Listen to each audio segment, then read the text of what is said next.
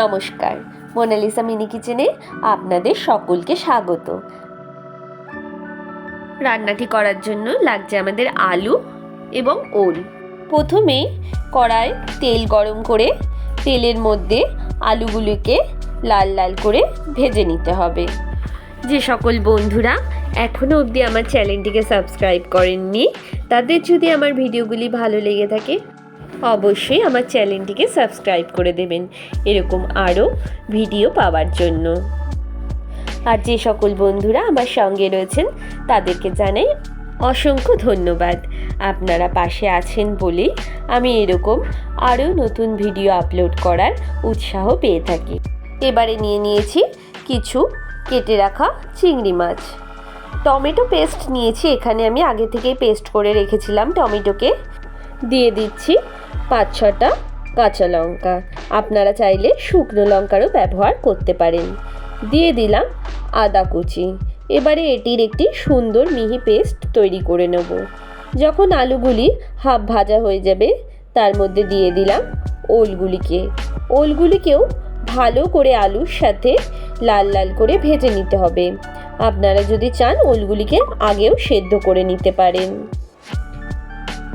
দেখুন ওল এবং আলু সুন্দর করে লাল লাল করে আমার ভাজা হয়ে গেছে। এবার এগুলিকে আমি একটি আলাদা পাত্রে নামিয়ে নেব।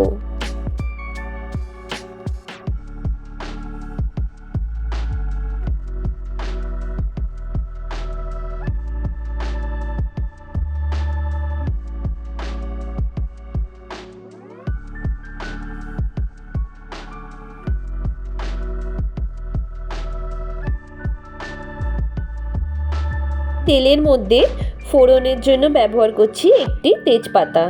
দিয়ে দিচ্ছি 2টো শুকনো লঙ্কা। তেজপাতা এবং শুকনো লঙ্কা ভালো করে ভাজা হয়ে গেলে তার মধ্যে দিয়ে দিচ্ছি টমেটো, আদা এবং লঙ্কার পেস্টকে।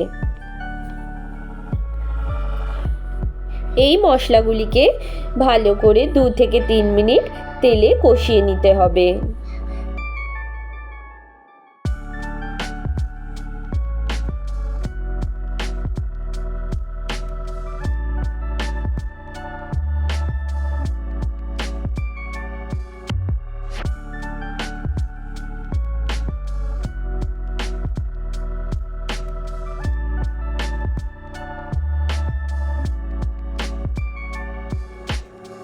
এবারে দিয়ে দিলাম স্বাদ অনুযায়ী লবণ।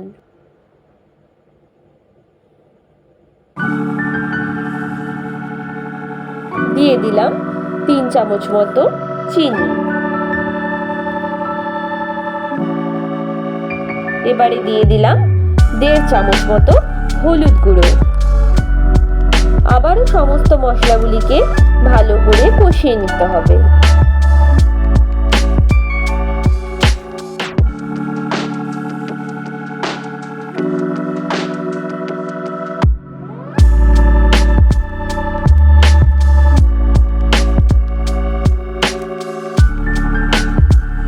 মশলা কষানোর 2 থেকে 3 মিনিট পরে আবারও আমি এর মধ্যে অ্যাড করলাম জিরে গুঁড়ো ও ধনে গুঁড়ো।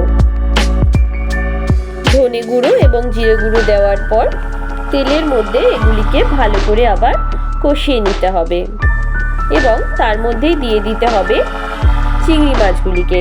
আমি চিংড়ি মাছ আগে থেকে ভেজে রাখি না, তাতে চিংড়ি মাছের স্বাদ অত ভালো আসে না।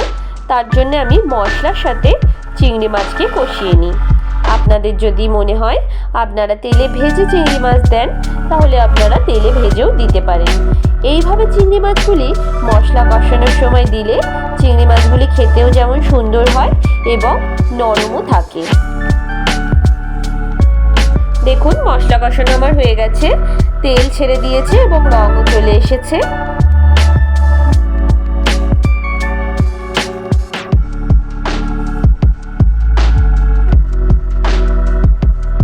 এবারে আমি এর মধ্যে দিয়ে দিলাম ভেজে রাখা ওল ও আলুগুলিকে। ওল এবং আলু দিয়ে মিডিয়াম আঁচ রেখে 3 থেকে 4 মিনিট কষানোর পরে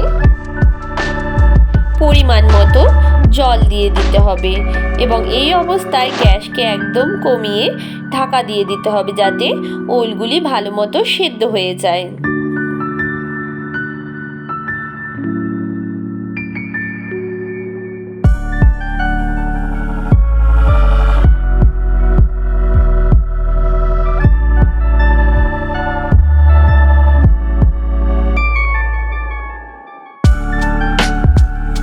দেখুন আমার ওল এবং আলু দুটোই ভালো মতো সেদ্ধ হয়ে গেছে এবং তরকারির যে পরিমাণ সেটাও কমে এসেছে, একটু মাখা মাখা হবে, আবার একদম পাতলা ঝোলও হবে না। এবারে আমি এটিকে নামিয়ে নেব।